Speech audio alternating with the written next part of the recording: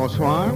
Au nom du Centre de l'Universalité et de son personnel, il me fait plaisir de vous souhaiter la bienvenue à cette conférence du 6 juillet 1984.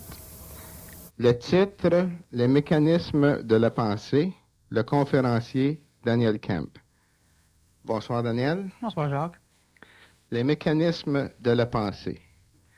C'est en apparence peut-être pas grand-chose, mais c'est un sujet très complexe, je pense. C'est un sujet complexe, c'est pas grand-chose. Étant donné que l'homme pense, puis que l'homme réussit à raisonner sa vie, puis que l'homme réussit à être ce qu'il est présentement parce qu'il pense, je pense que c'est grand-chose, la pensée. Oui, mais définir la pensée clairement, je pense que c'est... Plus la pensée de la personne qui essaie de définir est claire, plus claire peut être la définition de la pensée. Ça va de soi. Maintenant, la définition même de la pensée, c'est pas quelque chose qui me préoccupe tellement, c'est surtout de savoir comment elle fonctionne. Puis c'est pas tout à fait la même chose. La définition d'un auto, c'est quelque chose, maintenant, savoir comment elle fonctionne, c'est autre chose. Puis le mécanicien, c'est pas nécessaire qu'il connaisse tout le vocabulaire, disons, d'un érudit pour pouvoir définir un véhicule automobile. Il peut pas avoir l'éducation au niveau de la définition, mais connaître bien comme il faut, même s'il connaît pas le nom des pièces, peut connaître, comprendre le mécanisme de fonctionnement d'un automobile. Alors, c'est ce qu'il faut faire. Pourquoi? Parce que la pensée, dans l'homme, il y a différentes choses, premièrement, que nous, on peut penser que c'est la pensée. Donc, que nous, on peut qualifier de pensée. Et ces choses-là, c'est non seulement pas tout à fait et pas toujours la pensée, mais de temps en temps, ce l'est. Alors, quand il vient un temps où l'homme est capable de se rendre compte que de temps en temps, il pense et que de temps en temps, il ne pense pas, mais qu'il exprime quand même quelque chose. Donc, par exemple, tu as des émotions, mais tu ne penses pas. Quand tu as peur, tu ne penses pas. Tu as peur. Il y a différentes activités dans la vie humaine, n'est-ce pas, qui nous permettent d'exprimer certaines émotions, mais qui nous empêchent de penser. Alors, ce qui fait que quand l'individu arrive à pouvoir se rendre compte que de temps en temps, il pense et de temps en temps, il ne pense pas, bien là, l'individu arrive à une étape d'évolution où il peut réellement prendre conscience de sa pensée. Alors, pendant longtemps, l'homme a vécu sur la Terre en sachant qu'il avait des émotions. Et l'homme pensait qu'il était lui-même émotion. L'homme ne voyait pas la différence entre l'expression d'une émotion et l'expression d'une pensée intelligente. De toute façon, à cette époque-là, il n'y avait pas tellement de différence. Pourquoi? Parce que, disons, rapportons-nous aux Romains, non même en remontant, mais même avant, mais disons, prenons une époque comme l'époque romaine, l'époque des conquêtes romaines, l'individu était émotif, et l'individu étant émotif se servait simplement de sa forme, disons, de pensée, son intellect, son corps mental, pour pouvoir, assoupir son émotivité, pour pouvoir rassurer ses peurs, pour pouvoir jouir de sa puissance que lui concevait. Et à l'époque, l'homme ne savait pas que la puissance était relative. Tu étais puissant par rapport à un faible, mais impuissant par rapport à un fort. Mais ça, l'homme ne le voyait pas. L'homme se croyait puissant et totalement puissant. Alors, les Romains ont fait des conquêtes. Philippe de Macédoine a fait des conquêtes avant eux. Et puis, il y en a eu plusieurs. Alors, ce qui fait qu'à cette époque-là, l'homme, lui, avait une idée. Disons, je vais fabriquer une nouvelle arme. Mais l'homme ne pouvait pas faire la différence entre la pensée intelligente, disons l'intellect, qui coordonnait ses mémoires, ses connaissances, pour pouvoir fabriquer une nouvelle arme, une catapulte par exemple, quelque chose comme ça. Lui, l'homme ne voyait pas la différence entre ça et l'idée même de vouloir faire une catapulte, l'idée de vouloir conquérir des ennemis. Pour lui, c'était la même chose. Donc, l'homme qui avait une émotion était un homme qui était vivant.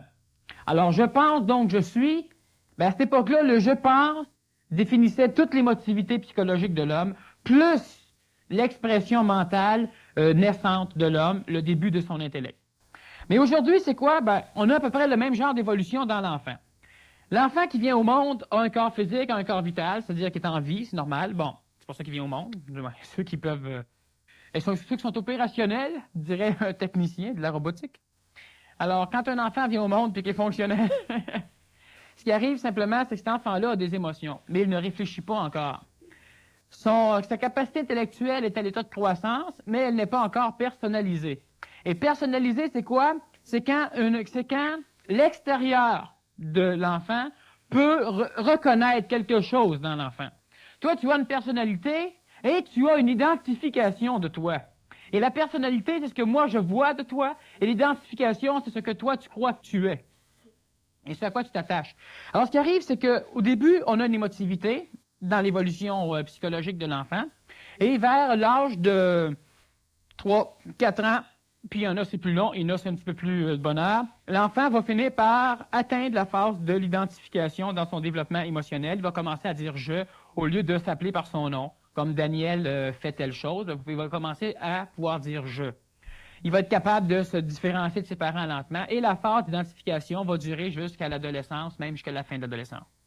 Mais la pensée, elle, la pensée réellement pensée, c'est quand l'enfant est capable, disons, normalement c'est à l'école qu'il va pouvoir découvrir le phénomène de la pensée, le phénomène de l'intellect, et il va être capable, inconsciemment dans le début, de faire une différenciation, donc un discernement entre les deux. Un discernement inconscient.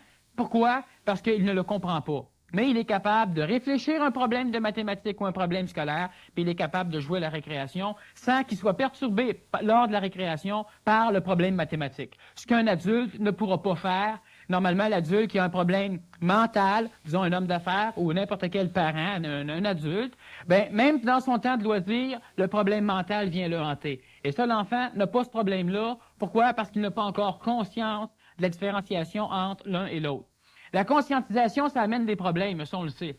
Mais ça amène des problèmes, pourquoi? Parce qu'on se conscientise un peu, mais on n'a pas fini l'étape, disons, évolutionnaire de la conscientisation. Donc, pendant qu'on est en train de se conscientiser, on souffre, on a des problèmes. Et si on prend un chemin plus facile et plus adéquat de la conscientisation, on ne souffre pas parce qu'on est capable d'admettre qu'on ne sait pas tout et qu'on n'est pas en droit de tout savoir instantanément. Pourquoi? Parce qu'on n'est pas prêt. Alors, notre enfant, il finit par apprendre les mathématiques, il finit par apprendre le français, corriger les fautes. Et donc, lentement, on lui inculque une méthode pour pouvoir se servir, pour que l'enfant puisse se servir de ses mémoires, donc de ce qu'il a appris de par son éducation, de ce qu'il avait en termes de mémoire génétique. Alors, l'enfant est capable, à un certain moment donné, et ça, tout le monde peut le faire, de pouvoir se servir de ses mémoires d'une façon logique et coordonnée. Et ça, c'est important. Pourquoi? Parce que si c'est pas coordonné, ben, ça devient de l'émotivité. Alors, ce qui arrive, c'est que, ou c'est un mental, évidemment, qui est complètement perturbé, mais quand un mental est perturbé, normalement, l'individu exprime beaucoup plus l'émotivité. Alors, si on regarde certains délinquants, pas délinquants, mais délinquants mentaux, là, donc des débiles mentaux, ou ceux qui n'ont pas un développement normal de leur cerveau, ben, ceux-là vont exprimer plus les émotions que quelque chose de mental. Pourquoi? Parce que la forme mentale de l'homme, et ça, c'est très, très important, l'énergie mentale de l'homme peut s'exprimer dans la matière, donc dans le monde de l'homme, seulement si le cerveau est apte à permettre son expression. L'émotivité n'a pas besoin de la même quantité de neurones, donc n'a pas besoin, disons, presque pas besoin du cerveau pour pouvoir s'exprimer. Par contre, la partie mentale, donc la pensée de l'homme, elle a absolument besoin d'un cerveau en état de fonctionner. Et plus le cerveau va être en état de fonctionner, plus la pensée va être capable d'arriver à sa conscientisation, donc non pas à sa personnalité. L'enfant a une personnalité mentale, donc de pensée, quand il va résoudre un problème d'une façon, disons, typique à lui, donc à sa manière. Toi, tu vas finir par conduire à ta manière. Tu vas finir par résoudre certains problèmes familiales ou de travail à ta manière. Et ça, c'est ta personnalité mentale. Mais quand tu arrives à pouvoir t'identifier, c'est-à-dire quand la partie mentale, ta pensée, peut s'identifier, elle sait qu'elle existe. Et elle ne se mélange plus à la partie émotionnelle de l'être humain. Elle sait qu'elle existe à part. L'homme sait qu'il pense.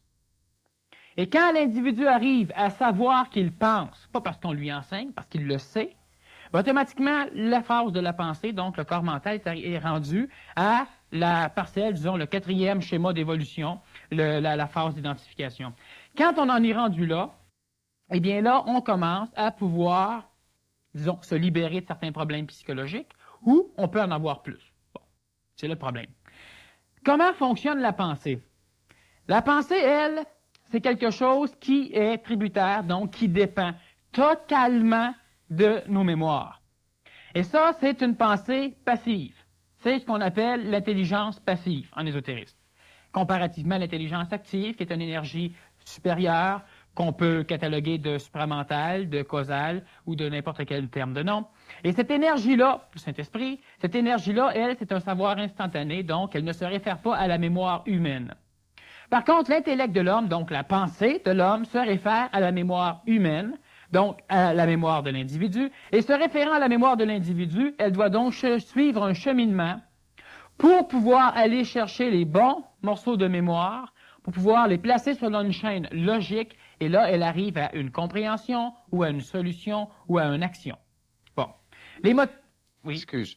À ce moment-ci, là, tu mentionnes que la pensée est puisée dans les mémoires de l'homme. Mais est-ce qu'elle peut être aussi puisée dans les mémoires de la planète? Oui, mais plus tard. Alors, on va résumer, on va commencer, disons, avec les mémoires humaines, mais effectivement, il y a un temps où la pensée peut se servir des mémoires extra-humains, c'est-à-dire extra-individuelles, les mémoires de la planète. Et ça, tu l'as comme exemple à la télévision, hein, tu l'as en lisant un livre. OK, ça devient tes mémoires par après, ça c'est évident, mais tu peux réfléchir, s'il te manque des données en mémoire, tu peux aller les chercher à l'extérieur et tu vas arriver à raisonner la même chose, comme un ordinateur va faire.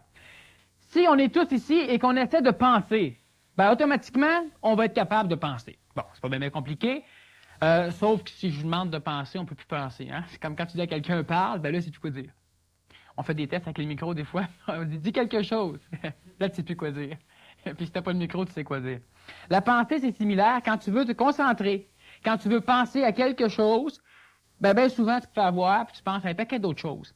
Par contre, si tout d'un coup, inconsciemment, ton cheminement de pensée t'amène quelque part, ben ça peut faire 10, 15, 20 minutes, une demi-heure que tu penses au même sujet, sans être distrait par d'autres choses. Puis d'un coup, tu te rends compte que ça fait longtemps que tu penses à ça. Tu as peut-être trouvé des solutions, tu as peut-être vu des choses, tu as peut-être rêvé quelque chose de particulier, mais tu as été capable, parce que tu ne le voulais pas, de rester concentré sur une idée. Et à l'instant même où tu prends conscience de ça, tu as de la misère à rester dessus, puis tu es encore balayé par le vent. La pensée, elle, si on essaie de penser à quelque chose et qu'on n'a pas cette chose-là en mémoire. Alors ça, c'est simplement un petit test bien simple à faire. Pourquoi? Parce qu'avant disons, je dis que la pensée est tributaire, donc elle dépend totalement de notre mémoire. Parce que ça, il ne faut pas dire, ah ben c'est vrai, sans l'avoir expérimenté. Parce que là, on tombe dans la croyance, puis dans bien des choses. Puis ça, la pensée logique de l'homme a une capacité extraordinaire d'être capable, justement, de prendre quelque chose et de s'en servir dans un événement donné. Donc, de rendre l'homme efficace. Mais si la pensée se base sur des choses acquises, par foi, par croyance, et non par vérification, ben si on part sur des bases non logiques, avec un véhicule, donc le mental, qui est logique, ben on n'arrivera pas à une réponse logique. Sauf si on a un véhicule mental, donc une pensée tellement développée qu'elle est capable, elle, de savoir que les données que tu lui donnes ne sont pas adéquates pour résoudre le problème d'une façon logique. Alors, ce qui fait que la pensée vient de la mémoire, mais ça, on va l'expérimenter tout de suite. Ça va faire une affaire de fait. Ça va prendre 32 secondes, 4. Un petit peu plus pour certains. Alors, ce qui arrive, c'est ça. C'est que si vous essayez de vous imaginer que vous n'avez pas de mémoire, alors, présentement, là, oubliez tout. Alors, si vous oubliez tout, vous ne savez pas comment vous vous appelez, vous ne savez pas ce que vous faites ici, vous savez pas comment est fait votre corps, vous ne savez pas ce qu'est un cheval, vous ne connaissez pas les couleurs, et évidemment, vous ne savez pas parler, parce que vous ne l'avez pas appris, c'est-à-dire que vous ne l'avez pas en mémoire. Alors, essayez de penser à quelque chose sans mémoire. Ben, n'importe quelle chose qui vient à votre esprit a été permis par votre mémoire. Vous pensez... Ah ben là, je pense. Oui, mais ça, c'est des mots. Vous les avez appris. Parce que pensez ça en russe, vous ne serez pas capable, parce que vous n'avez pas appris le russe. Pensez-le en tchécoslovaque, vous ne serez pas plus capable. Pensez-le en français, oui, parce que vous avez appris, ou en anglais pour certains, ou en espagnol pour d'autres. Alors, ce qui arrive, c'est ça. Pensez à un chat, mais vous ne connaissez pas c'est quoi un chat. Vous ne pouvez même pas nommer le chat. Alors, ce qui fait que si on n'a pas de mémoire, ben on n'a pas de pensée. L'homme ne peut pas penser si l'homme n'a pas de mémoire. Vous regardez un verre d'eau, vous vous tournez la tête, et il n'y a jamais eu de verre d'eau. Parce que vous ne l'avez pas en mémoire. Alors, évidemment, vous êtes un légume. Pas très comestible. Et puis, vous ne pouvez pas penser. Pensez-y bien, vous allez voir que c'est vrai. Bon. Alors ça, on peut l'expérimenter tout de suite. N'importe quand. C'est pas tellement pratique quand on travaille. Expérimenter ça. Mais on peut l'expérimenter. Et de ce fait, en l'expérimentant d'une façon très facile, on en arrive, tout le monde, à la conclusion bien évidente que sans mémoire, je peux pas penser, parce que tout ce à quoi je peux penser, ben je l'ai déjà en mémoire, je l'ai appris. Par contre, je peux décider, je connais la couleur verte, je connais un cheval, et je peux décider que je peux penser à un cheval vert. Même si le cheval vert n'existe pas. Mais vous ne pourrez pas penser à un cheval d'une couleur que vous ne connaissez pas. Alors, on peut dire, par exemple, en mathématiques, on fait ça souvent, que le mur est jaune, la banane est jaune, donc la banane est mûre. Hein? Mais ça, c'est des... Non, mais... Alors qu'il y a le cheval Ça vient vert... de ta pensée, ça? Oui, bon. Alors, ce qui fait que on peut mélanger des choses, on peut arriver à des conclusions qui paraissent extrêmement logiques, comme mon mur. C'est très logique, la banane est mûre, puis c'est vrai qu'une banane peut être mûre, la banane est jaune, le mur est jaune, donc la banane est mûre, ça a bien de l'allure. Ça a l'air fou comme ça. Mais quand on tombe dans l'ésotérisme, quand on tombe dans la spiritualité, quand on tombe dans les religions, quand on tombe dans n'importe quelle chose dans le genre, où le mur, on ne peut pas le définir, et la banane non plus, ben si un est jaune, l'autre est jaune, ben tu peux dire que la banane c'est le mur, ou la banane est mûre. Alors Dieu, je peux pas le trouver. Alors si moi je trouve qu'il y a un être bon dans l'univers, puis que toi tu dis que Dieu est bon, alors moi je peux dire que mon être bon c'est Dieu. Mais mon raisonnement est logique pour ma pensée, pour mon intellect. Mais si mon intellect arrive à un point où il est capable de pouvoir savoir quand est-ce que quelque chose a une base solide et quand il ne l'a pas, ben il va être capable de douter de ces résultats. Alors le mur, ben on le connaît, on sait c'est quoi un mur peut être jaune. On sait qu'une banane c'est jaune, puis qu'une banane peut être mûre. Mais c'est pas parce qu'on a un mur jaune puis une banane jaune que la banane est mûre. Parce que là on peut contempler le mur. Mais si je vous parle moi simplement qu'un individu, disons, du nom de Jésus de Nazareth, ou Jésus le Nazaréen pour être plus précis, était un être bon qui faisait des guérisons miraculeuses. Et c'était le Fils de Dieu. Et qu'un jour, l'homme entend parler d'un être bon qui s'appelle Jésus et qui fait des guérisons miraculeuses, alors automatiquement, ils vont penser que c'est le Fils de Dieu. Mais il manque un élément. Parce que nous, on fait un rapprochement et on en arrive tout de suite à une conclusion. Et conclusion qui nous paraît très juste et très logique et très évidente, qui devient donc une vérité, même si on n'a pas rien, même si on ne peut pas la vérifier. Comme mon mur. Alors, tous ceux qui ont ri du mur, ben, ils devraient rire aussi quand ils arrivent à des conclusions, disons, hâtives. Parce que ça a l'air logique. Mais la pensée, elle est logique. Mais la pensée de l'homme, elle est logique. On appelle ça l'intelligence de l'homme. C'est l'intellectuance de l'homme, c'est-à-dire une intelligence intellectuelle. Mais la pensée logique de l'homme n'est pas intelligente. Elle est intelligente en fonction de son bagage mémoriel. Un être humain est intelligent s'il a des connaissances. On peut cataloguer l'intelligence d'un être humain de deux façons, mais ces deux façons-là reviennent à la même chose. Alors, tu es intelligent parce que tu as un bagage intellectuel extraordinaire, ou tu es intelligent parce que, même si tu n'as pas de bagage extraordinaire, tu as une facilité extraordinaire, par contre, d'aller fouiller dans tes mémoires et vraiment d'exploiter la totalité de tes mémoires. Alors, ce qui fait que notre mécanicien qui n'a pas de bagage intellectuel peut changer une roue, peut sauver quelqu'un d'un incendie, peut réparer un grille-pain même s'il ne l'a pas appris. Pourquoi? Parce qu'il fouille dans ses mémoires peut-être plus et d'une façon plus parfaite qu'un individu qui aura un bagage intellectuel extraordinaire. Mais l'intelligence de l'homme a rapport à ses mémoires, soit à sa faculté qu'il a d'aller les chercher, ou soit à la quantité qu'il a d'accumuler. Mais cette intelligence-là n'est pas intelligente. Et ça, c'est la pensée de l'homme. L'intelligence même, disons, c'est l'intelligence active, celle dont je vous parlais tout à l'heure, justement, qu'on pourrait appeler supramentale ou causale ou mentale supérieure ou Saint-Esprit ou bien des choses. Mais cette intelligence-là, elle commence à descendre dans l'homme. Elle est à l'état potentiel dans la majorité des individus, à l'état de croissance dans une minorité, et dans une minorité très, très minoritaire, disons qu'elle est à l'état de personnalisation ou même d'identification. Alors, ce qui arrive, c'est ça. C'est que moi, je peux penser à partir de mes mémoires.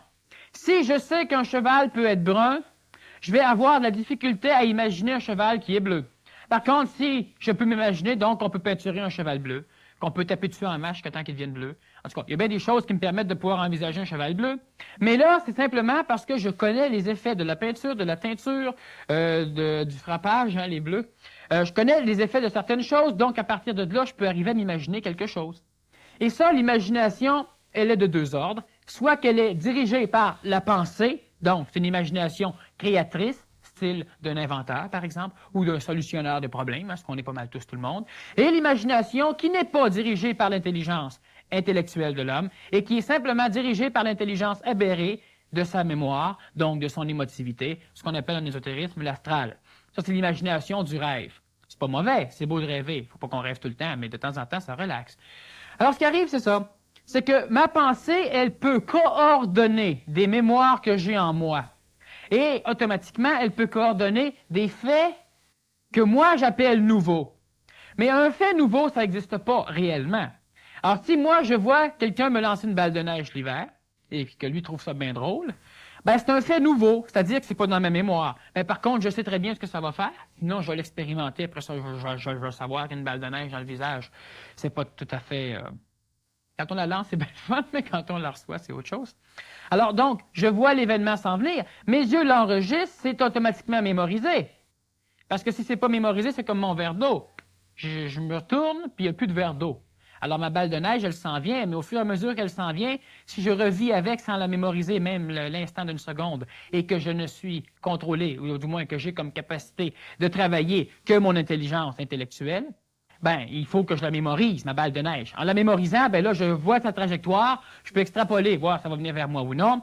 Si l'émotivité embarque beaucoup, ben ça arrive souvent qu'on extrapole mal. Là, on part en courant, puis on s'en va se placer en plein où est-ce que la balle s'en allait.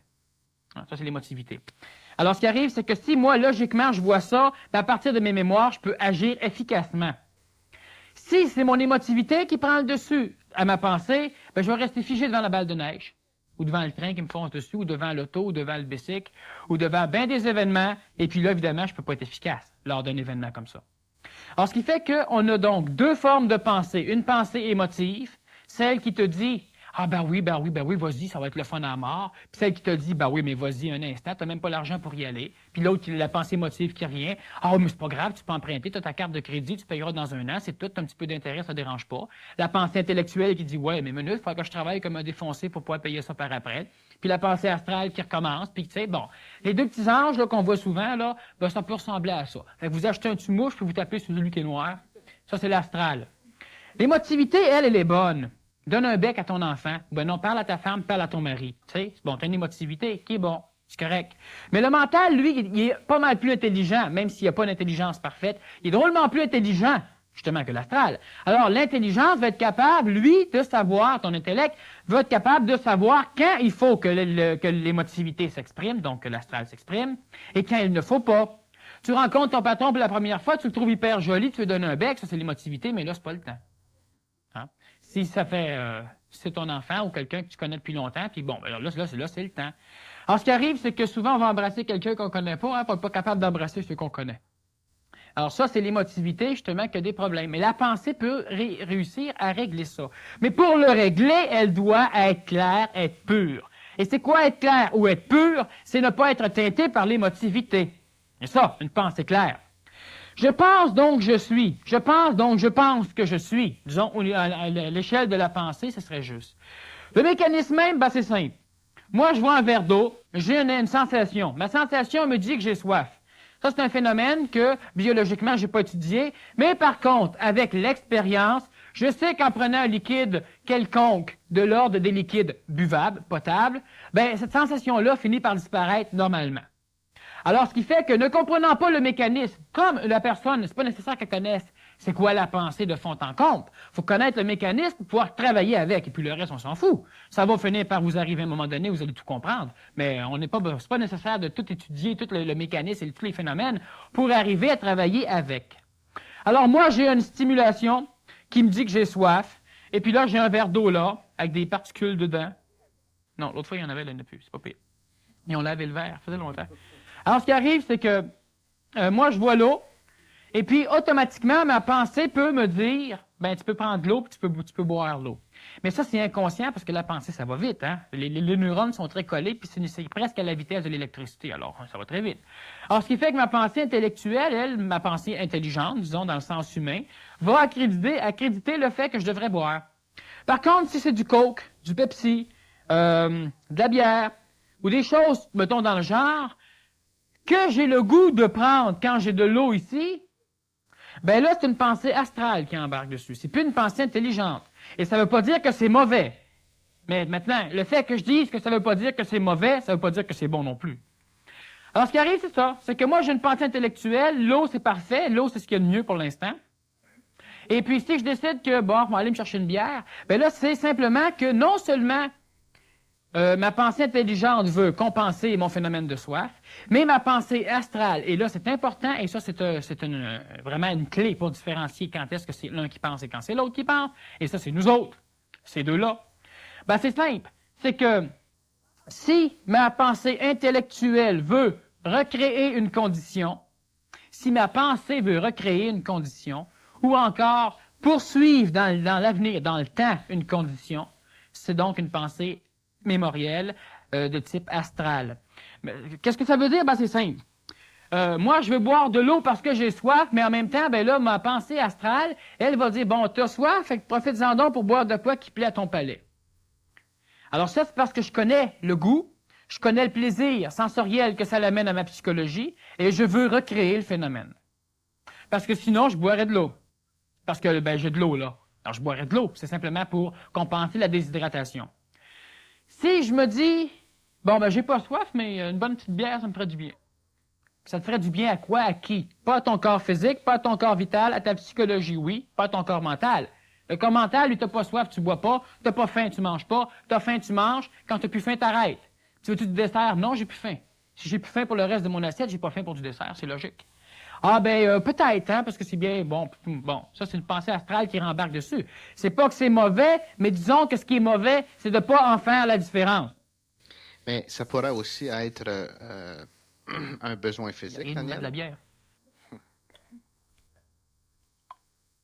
Quand Un besoin physique? Oui, quand tu penses à la petite bière qui te ferait du bien, c'est peut-être un besoin physique.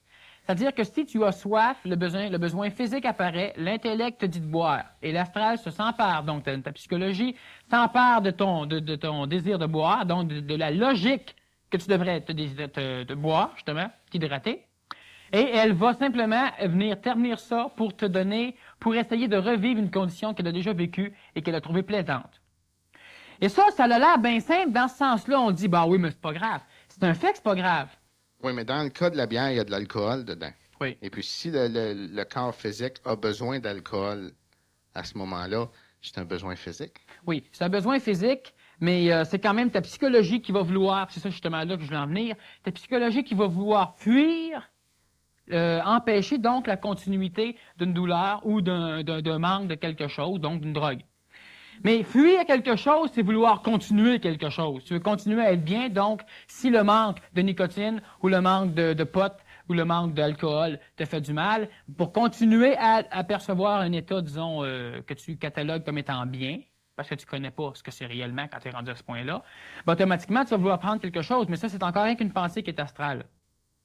Le mental peut te dire, bon, ben prends-en, tu veux arrêter de fumer, mais là tu es en train de virer fou, fait qu'il va falloir que tu fumes. Tu n'as pas le choix pour l'instant.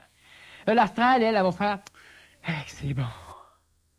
Bon, là, le mental a travaillé, ton astral s'en empare. Et ça, longtemps et encore, l'astral domine la pensée de l'homme. L'astral, c'est quoi? C'est toujours l'émotivité, disons, pour ceux qui ne seraient pas tellement familiarisés avec ce mot-là. C'est la psychologie non logique de l'homme, donc sa mémoire et son émotivité. Et la psychologie logique de l'homme, donc ça, c'est son intellect, et ça, c'est ce qu'on appelle en ésotérisme le mental. Puis l'astral, c'est donc l'émotivité, entre autres, dans lequel vont apparaître les désirs, les peurs, les craintes, enfin, tout ce qui est... Regarde ces choses-là. Alors, ce qui fait justement que toi, tu vas te dire, bon, ben, j'ai chaud. Alors, je vais prendre une douche. Logiquement, tout ce qu'il faut, c'est que tu rabaisses ta température corporelle, ou encore, tu es dans un état où tu n'aimes pas, la sensation que tu as corporellement. Ça, c'est encore astral si tu n'as pas besoin de baisser ton corps. Pourquoi? Parce que la transpiration, quand tu n'es pas habillé, ou du moins pas trop habillé, c'est quelque chose de naturel qui permet justement de régulariser la température corporelle. Mais astralement, donc de par notre éducation, on sait qu'on doit être hyper vêtu, le plus tout le temps, le plus partout, le plus n'importe comment. Et puis, étant hyper vêtu, ben, automatiquement, notre transpiration, elle devient une saleté. Elle devient vraiment un encrassement. Hein? C'est gênant. Alors, ce qui fait que tu veux prendre une douche. Mais au lieu de prendre la douche, tu peux aussi décider de prendre un cornet, crème glacée. Ou de boire un hyper grand verre d'eau hyper gelé, bien froid. Mais ça, c'était très mauvais pour le corps physique. Mais ça, c'est pas un besoin du corps physique. Le corps physique ne demande pas ça. Par contre, le corps physique a peut-être besoin de certaines choses que ta pensée émotive, elle, pour goûter, pour avoir du plaisir. C'est évident que tu dois manger. Et c'est évident que tant qu'à manger, autant mange des choses que tu aimes. Mais s'il faut que tu manges des choses que tu aimes au détriment de ton corps physique, ben là, c'est typiquement astral. C'est-à-dire que c'est typiquement émotif et ce n'est pas logique. Donc, aussi peu intelligent que l'intellect de l'homme peut l'être, ben en tout cas, c'est pas intelligent pantoute. Bon. Alors, ce qui fait justement que si tu fais juste regarder le phénomène, bon, j'ai soif, je vais boire de l'eau, bof, je vais aller me chercher une bière à la place ou un coke. Bon. Alors, tu vas chercher quelque chose d'autre, c'est pas grave. Du moins, c'est pas grave, peut-être pas dans l'état évolutionnaire de l'homme pour l'instant. Mais, si tu ne vois pas le principe, le processus qui se passe présentement, tu as ta pensée, tu as l'aliénation de ta pensée par ton émotivité, par le désir de goûter, le désir d'avoir du plaisir. Donc, le désir de répéter quelque chose que tu as en mémoire. Parce que du coup, tu n'auras pas le goût d'en boire si tu ne sais pas que ça existe, puis tu sais pas si tu sais pas ce que ça donne. Par contre, si tu n'aimes pas ça, c'est parce que le feeling que ça t'a amené a été enregistré d'une façon négative, tu n'en voudras pas. S'il est enregistré d'une façon positive, ou par l'habitude, l'idée que vous avez certains désirs de continuité mémorielle. Ils sont bons, ils sont mauvais, ça n'a aucune importance, c'est typiquement humain. Le bien et le mal, ça existe que dans la psychologie de l'homme. Alors, ce qui fait que pour quelqu'un, une chose bien peut être mal pour un autre, alors ça, on oublie ça. Par contre, vous avez un désir d'une continuité, vous voulez manger un bon steak. Pourquoi un bon steak? Vous le qualifiez déjà de bon parce que vous avez déjà goûté. Ça, c'est pas grave, mais si vous ne voyez pas le phénomène même qui se passe, quand ça arrive, alors, ce que je veux dire par là, c'est ça. Moi, je vais boire de l'eau, puis en fin de compte, bah, je décide d'aller me chercher quelque chose d'autre, et je sais que c'est mauvais pour ma santé. Puis je le fais pareil. Ben, si je m'en rends compte, disons qu'intelligemment, je peux me permettre de le faire si ça me plaît. Disons qu'à un moment donné, c'est mieux de plus faire ça, là, mais tu peux encore te le permettre. Par contre, la journée où, justement, il va t'arriver quelque chose de catastrophique dans le style que tu veux t'acheter un auto, puis que tu n'as pas l'argent pour l'acheter, mais que tu l'achètes quand même parce que ça te plaît, mais c'est le même processus qui, vous avez catalogué avant de pas dangereux, qui devient dangereux. Le fait de vouloir sortir avec une jolie fille quand tu es marié avec 8-9 femmes, que tu as 350 enfants, sors avec un autre, ben, à un moment donné, ça marche plus. Hein, on connaît un bonhomme qui était assez riche, qui avait fait un pari, qui était pour souper avec, je pense, 7 femmes. Howard Hughes. Bon, ben, c'est ça. Trois femmes. Bon, ben, toi, trois femmes, il avait loué un hôtel, je pense, 3 planchers d'hôtel. Il y avait une femme invitée, chacun des planchers.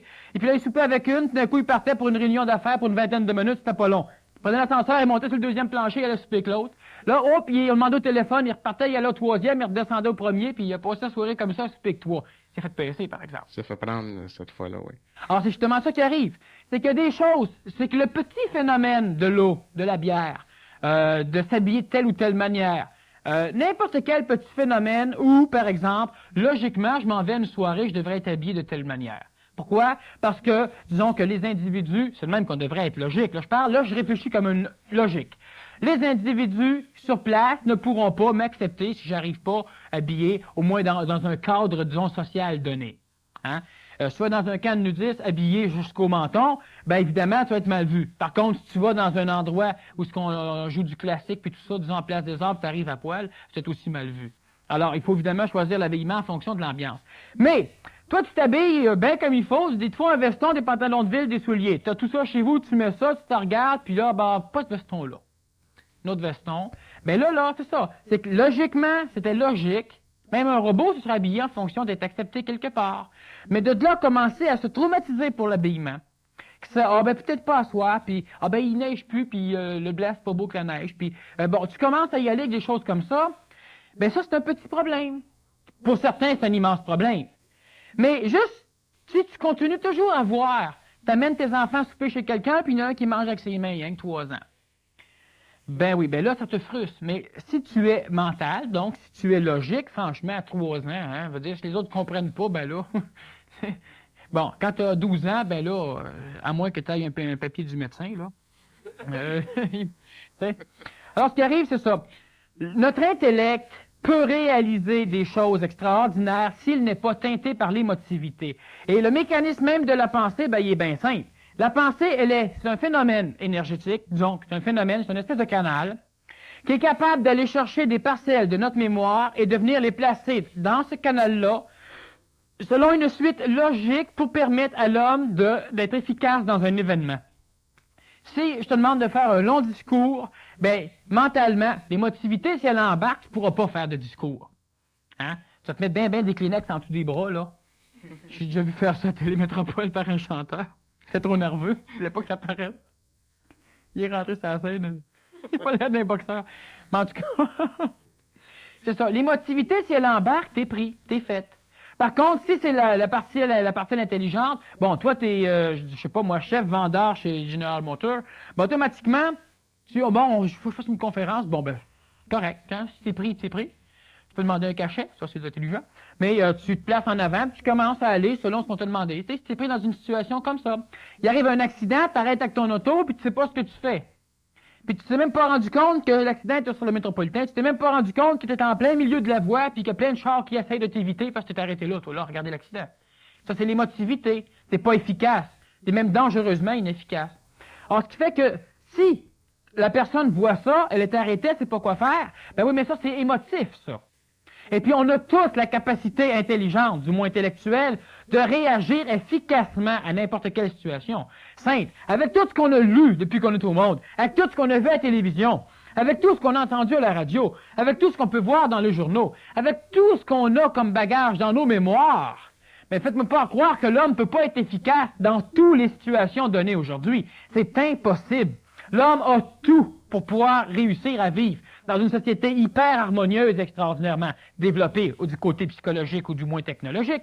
D'accord que ça regarde la population, mais au moins nous autres, on est capable de traverser ces événements-là très facilement si l'émotivité essaie pas de venir s'exprimer lors d'un événement. Si le feu prend chez vous, tu ne pars pas à courir dehors, tu arrives sur le balcon nu-pied puis c'est l'hiver, tu rentres en dedans, tu te mets des souliers, tu ressors dehors, d'un coup là tu penses à ton chat, là tu rentres en dedans, tu sors le chat, tu ressors dehors, tu repenses à tes enfants, tu rentres en dedans, tu ramasses tes enfants, tu ressors dehors, d'un coup tu y penses, c'est peut-être le machin pour le détecteur de feu qui marche mal.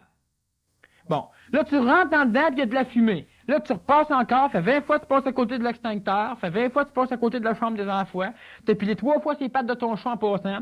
Mais, vu que c'est l'émotivité qui prime sur le dessus, ben tu ne fais qu'exprimer des émotions. Mais t'es totalement inefficace. Mais, Christy, on connaît les détecteurs de fumée, hein? Si t'as peur des incendies, ou ben non, s'il n'y a pas les sorties adéquates, combien que d'individus ici qui ont pu déjà vérifier quelles étaient les sorties d'urgence en cas d'incendie ou de n'importe quoi chez eux? Par où je vais sortir s'il se passe quelque chose? Ben, l'émotivité va dire, ben, il se passera rien. Tu sais? Ben non, ils ont dû prévoir. Oui, ils ont peut-être prévu, mais ils n'ont pas prévu que toi, ça ne serait pas de voir ce qu'ils ont prévu. Vous rentrez dans un cinéma, ben non, vous rentrez ici. Moi, je sais ce qui sont les sorties d'urgence ici. Mais combien se sont informés des sorties d'urgence? C'est pas par en arrière ici, on est au 11e étage. Des fenêtres en arrière, mais on n'a pas les matelas pour... Alors, vous rentrez dans un théâtre. Où sont les sorties d'urgence? Où vous placez-vous par rapport aux sorties d'urgence? Ça, c'est l'intellect. Même si on va pour s'amuser, donc pour un plaisir absolument astral, et ça, il faut qu'on exprime notre astral de temps en temps, mais ça n'empêche pas que l'astral ne peut pas s'arranger. Il y a des incendies de temps en temps où il y a des portes qui sont mal faites, puis moi je travaillais sur l'ambulance, puis j'ai quand même eu affaire à des choses dans le genre.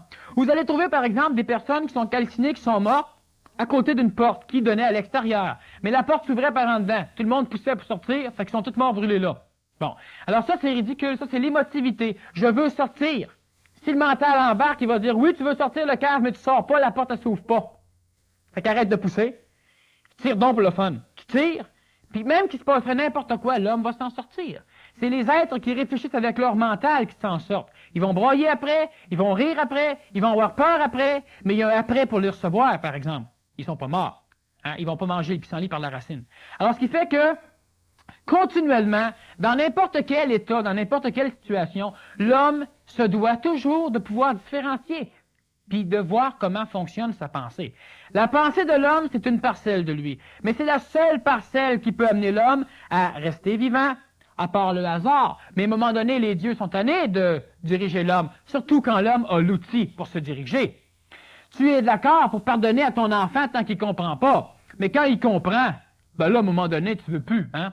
Tu commences à être tanné. Ben, c'est normal. Puis ce que vous avez comme outil, si vous vous en servez pas, ben, à un moment donné, ça fait comme n'importe quel muscle. Ça régresse. La mémoire, ça se développe. Et la capacité mentale de se servir de la mémoire se développe aussi. Et ça, faut s'en servir. Comment? Ben, c'est simple. On commence juste par voir certaines choses. Puis on commence surtout par essayer de discerner lentement entre une pensée émotive et une pensée réellement pensée. une pensée logique. Si c'est logique de faire quelque chose, si c'est logique de rire, ben rions. Votre pensée ne condamnera jamais votre émotivité, sauf si c'est l'émotivité qui se prend pour la pensée et qui veut contrôler les émotions. Parce que la pensée logique de l'homme ne contrôle pas les émotions de l'homme.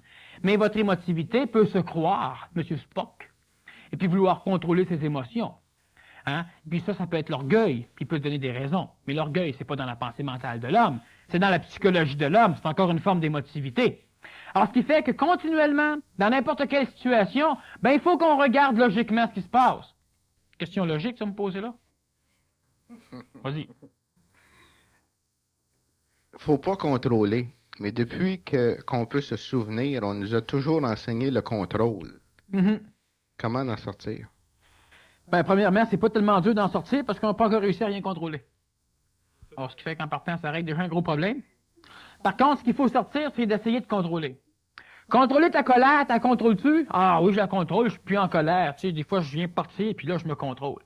Bon, mais ton médecin, quand il t'opère, t'as le sang perforé, là, mais lui, est-ce qu'il pense que tu contrôles bien ta colère? Non, tu l'as transposé d'une autre manière. Au lieu de la crier, ben, tu l'as envoyé au niveau de l'estomac, au niveau du cœur, au niveau de ton sommeil, hein, que tu dormais plus, au niveau de bien des choses. C'est quoi à contrôler? Il y a tellement de choses que l'homme ne peut pas contrôler parce que c'est pas contrôlable, mais que l'homme doit canaliser. Puis ça, je le dis souvent, ce que tu peux pas contrôler, ben, tu dois le canaliser. Et le canaliser, bon, on va reprendre mon petit exemple de la rivière, je pense que c'est assez clair. C'est que si on a une rivière, puis on veut contrôler la rivière, alors qu'est-ce qu'on fait? On fait un barrage. Par exemple, il y a une rivière qui coule, puis moi je décide que je vais me bâtir une ville en plein où est la rivière, ou un village, ou un chalet en plein où est la rivière. Alors ben je barre la rivière simplement, puis la rivière ben coule plus. Je bâtis ma maison. Et il va venir un temps où c'est que mon barrage va être saturé, puis la rivière ben, va continuer à couler. Hein? C'est peut-être ce qu'il y a de plus souple, ce qu'il y a de plus molle l'eau, mais il n'y a rien qui va arrêter ça. Alors, ça va continuer à couler, puis ça va emporter ma maison, mon village ou ma ville. Alors, qu'est-ce que je dois faire? Ben, c'est ça. Je veux contrôler. J'ai beau être bien orgueilleux. Non, je peux pas contrôler certaines choses. Par contre, je peux les canaliser. Et le contrôle puis la canalisation, c'est bien différent. La canalisation, c'est de travailler en harmonie avec une forme d'énergie, l'eau étant une énergie. Hein? Alors, ce qui fait que si je veux décider de faire un barrage, ben, l'eau va passer par-dessus. Si je veux carrément pas que l'eau passe là, je dois canaliser l'eau ailleurs, pour que l'eau va passer pareil. Alors, si moi, je connais les lois, les mécanismes même de l'eau, les mécanismes même de la nature qui entoure l'eau, alors si je fais un barrage en boîte, ben, c'est pas long, on va se faire emporter, donc il faut que je connaisse bien des choses. Mais dans l'homme, qu'est-ce que l'homme connaît de l'homme? Il connaît pas grand-chose, l'homme de l'homme. Pourquoi? Parce que la partie émotive de l'homme se croit l'être. La partie mentale, de temps en temps, chez certains individus, se croit l'être. Puis d'autres personnes sont typiquement corporelles, puis se croient l'être.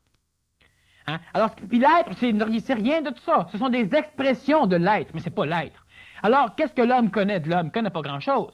L'homme, il souffre, puis il est pas capable de s'en sortir. L'homme veut contrôler sa souffrance, ben, il se fait encore plus mal, il se crée un deuxième problème psychologique. Tu fumes, tu sais que c'est pas bon, tu vas arrêter de fumer en luttant contre, tu te crées un deuxième problème psychologique. Quand tu vas recommencer 2 fois plus fort.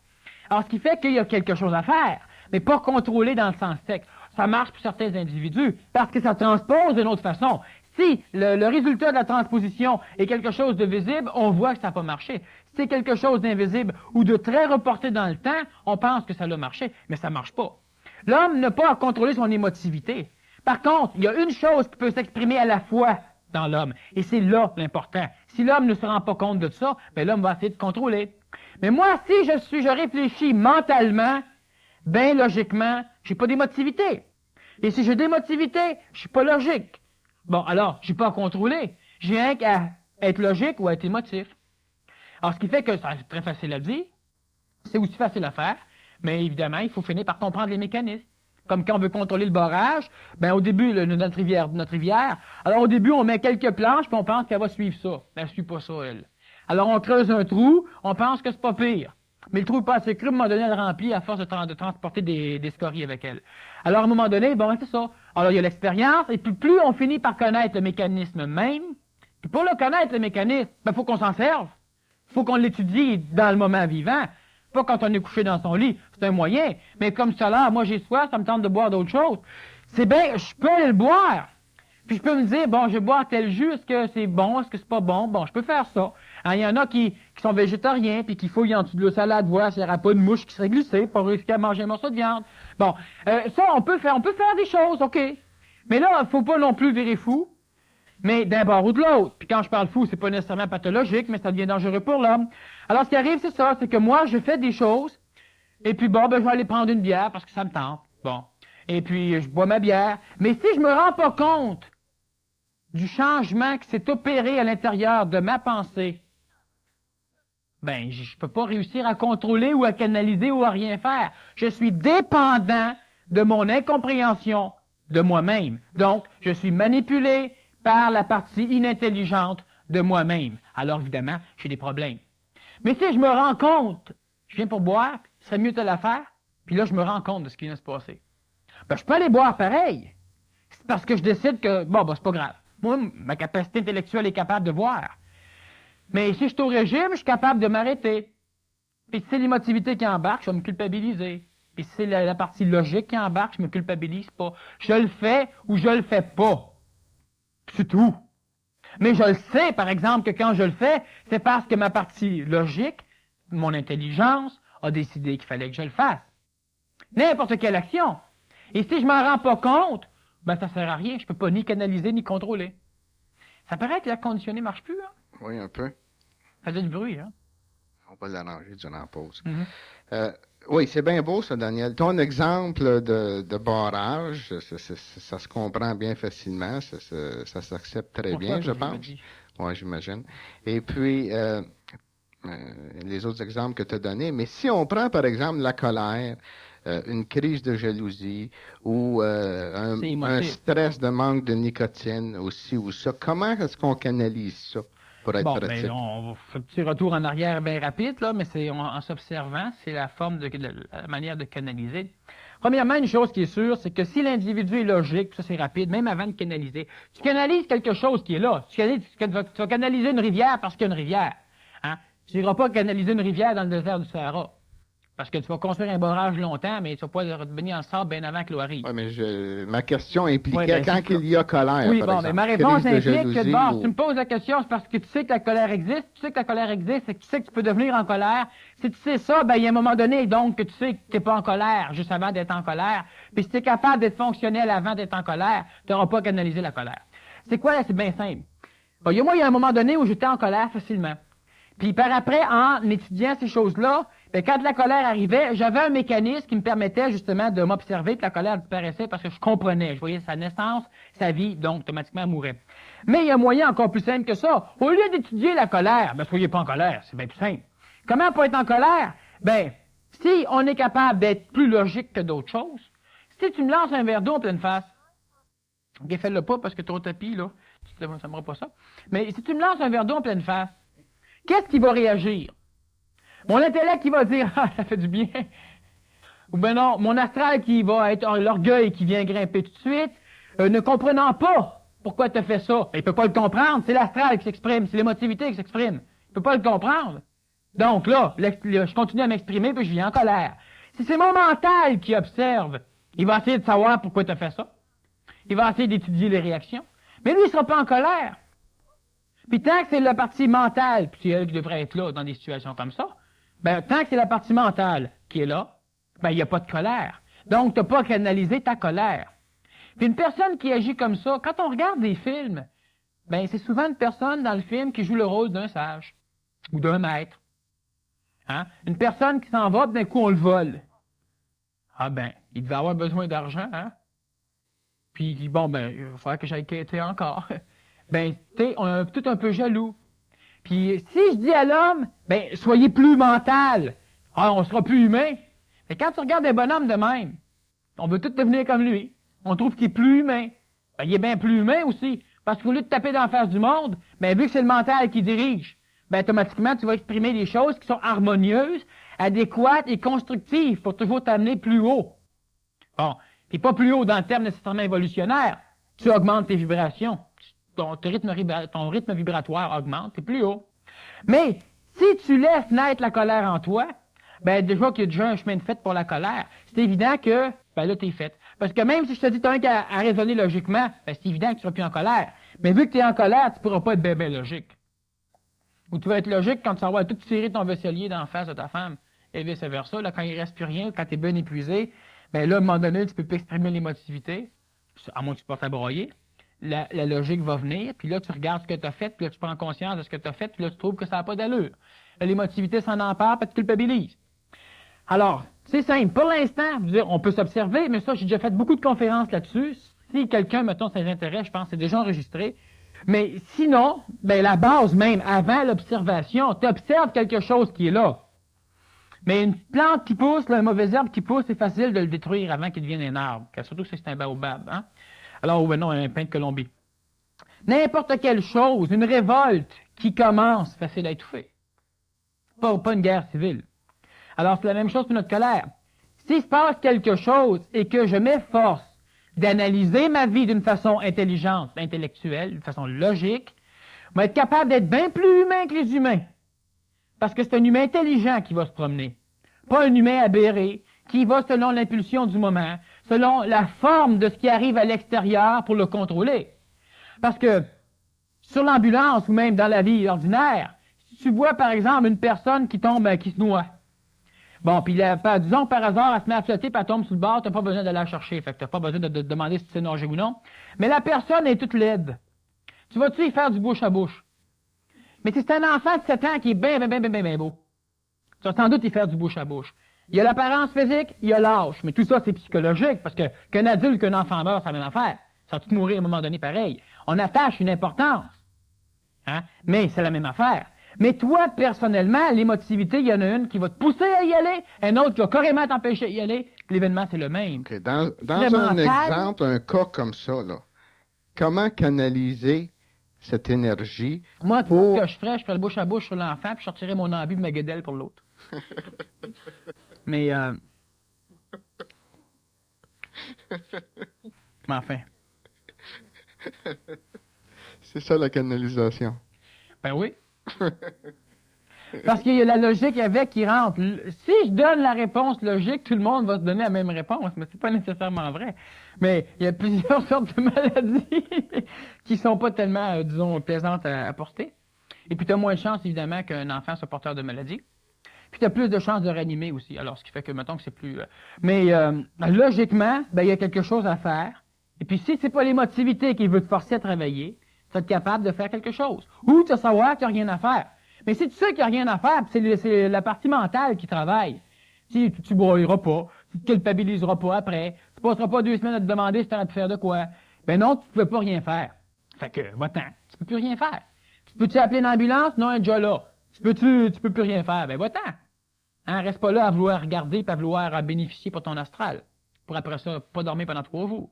Hein? Va-t'en. Là, t'es logique. T'es bien plus humain que les humains normaux. T'es pas la personne qui va être là, auquel il faut qu'on dise « tassez-vous, tassez-vous ». Puis qui veut donner des conseils, tout croche du travail là-dedans, qui sait pas ce qu'elle fait là, c'est juste son émotivité. L'homme se doit, puis ça, l'homme, il le doit absolument.